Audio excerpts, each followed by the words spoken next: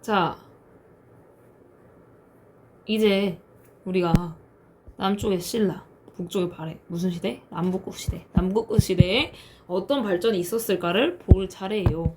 자, 이제 신라가 통일 이후에 왕이었던 사람은 일단 김춘추였고, 그 다음에 이제 문무왕이 나당 전쟁을 승리로 이끌면서 삼국 통일이 완성이 됐어. 그 다음에 나온 왕, 신문왕, 뉴스페이퍼 킹. 얘가 이제 통일신라의 전성기를 한 번 더 이끌게 되죠. 첫 번째는 이제 뭘 했냐? 첫 번째는 김흠돌의 난을 진압하면서 귀족 세력을 숙청했다라고 돼 있는데, 이거는 통일신라뿐만 아니라 이후에도 이런 흐름이 있어. 얘들아, 봐봐. 왕권을 강하게 하려면 상대적으로 신하, 그러니까 이때는 귀족이었겠지? 신하의 귀족은 낮아질 수밖에 없어. 둘 다 쓸 수는 없는 거잖아. 그렇지. 그러면은 왕권이 세지려면 이렇게 대부분 신하들을 한번 다 죽이는 과정이 있다. 숙청이라는 건 죽인다라는 뜻이거든요. 특히 이 김흠돌이라는 사람은 신문왕의 장인이었어. 장인. 그래서 엄청나게 힘이 셌겠지. 왕의 장인어른이니까. 근데 이제 신문왕은 그런 장인어른까지 죽이는 모습을 보여준다. 두 번째는요, 국학을 설치했다. 자, 이것도 대학교겠죠. 자, 여기서 우리가 물어볼 거. 옛날에 소수리망이 만든 고구려의 대학교 이름 뭐였어요? 태학이었죠. 자, 그니까 대부분 똑같아. 이 왕들이 국가가 잘 나갈 때는 그 왕들이 이런 식으로 학교를 세우는 모습을 볼 수 있다라는 거죠. 그래서 이제 신문왕은 귀족 세력을 대신해서 누구를 더 키우냐? 육두품을 키운다. 육두품이 성장하게 된다. 자, 이 육두품이라는 건 신라의 신분제도법 골품제에서 차별을 받던 애들이야. 그러니까 얘네는 능력이 아무리 뛰어나도 관직이 정해져 있잖아. 더 잘 살 수 없잖아. 그런 애들이 이제 성장을 하는 모습을 볼 수가 있어요. 자, 그래서 통일신라의 통치제도를 한번 보면요. 일단 이거는 중앙이야. 중앙. 그러니까 이제 지금으로 따지면 행정부, 나라의 시스템, 우리나라는 장관 이런 사람들이 있잖아. 통일신라 때는 거의 집사부 중심이고 이 집사부의 짱을 시중이라 불러. 지금으로 치면 국무총리급이야. 그렇게 불렀다라는 거고, 그 다음에 지방은 어땠냐? 우리나라는 팔도로 나누어져 있잖아. 팔도로. 이때는 뭘로 나누어졌었어? 구주로 나누어져 있었고 그 구주 밑에 오소경이라고 있었어. 그러니까 이거는 지금에 따지면 광역시 정도야. 광역시. 저기 대전 광역시 이런 광역시 느낌이 설치되어 있었다. 그러면 이 오소경을 왜 설치를 했을까? 수도 금성이 동남쪽에 치우친 점을 보완하기 위해서이다. 자, 신라의 수도는 금성, 지금의 경주고요. 너무 지금 동남쪽에 있잖아. 너무 구석탱이에 처박혀 있잖아. 이러면은 넓은 영토를 다스리는데 힘이 들겠지. 그래서 오소경을 설치를 하게 된다. 자, 그리고 군사 조직은요, 뭐라고 부른다? 구서당 10정이라고 불러요. 구서당은 이제 서울에 있는 애들이고, 10정은 지방, 그러니까 이제 구주에 있는 애들이겠지.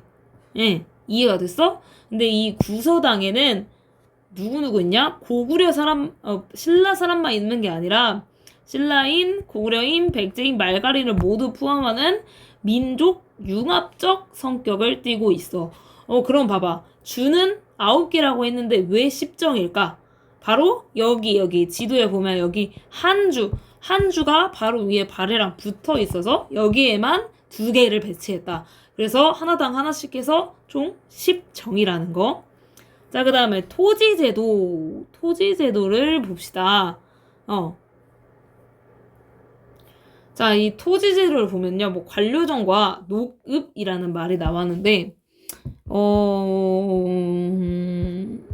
여기가 이제 포인트야. 한번 봐봐, 얘들아. 일단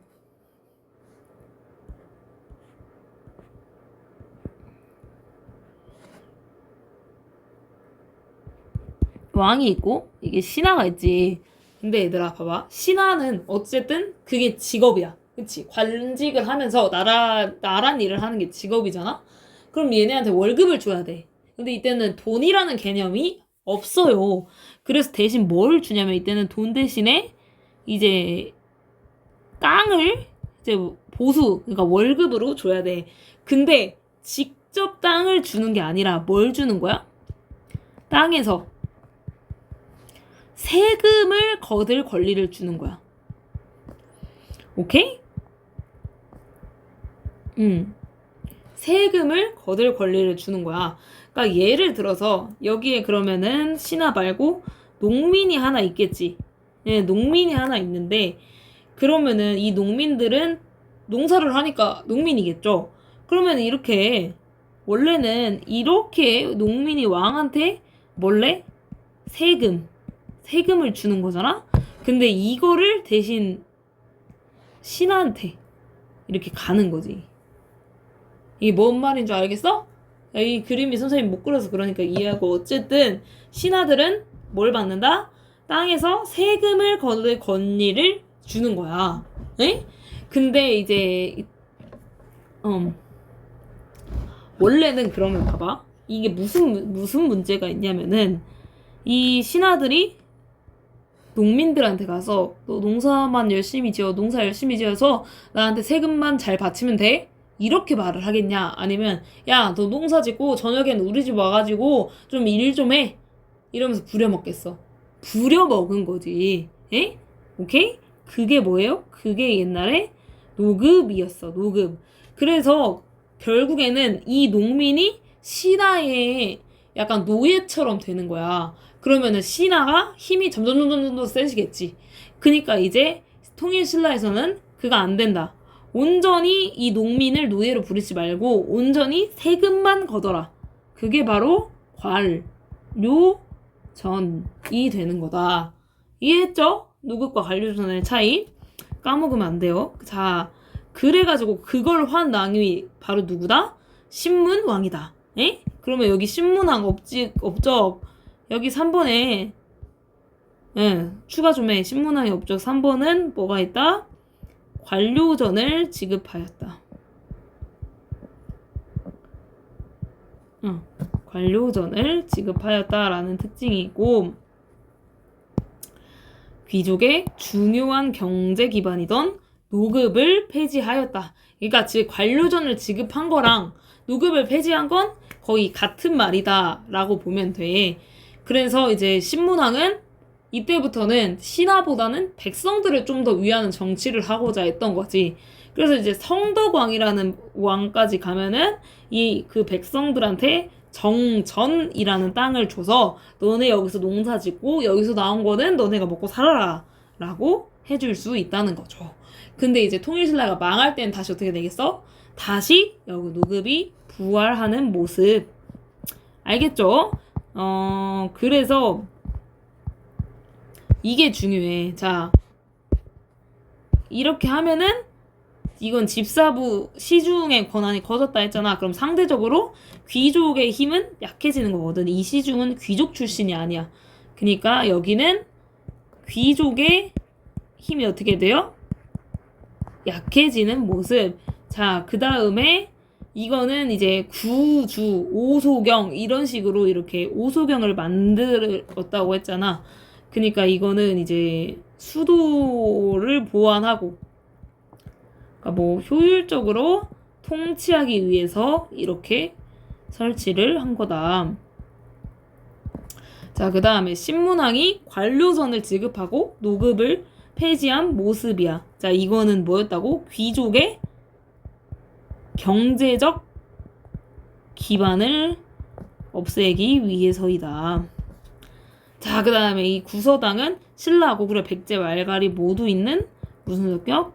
민족 융합의 성격, 민족 통합의 성격을 가지고 있다.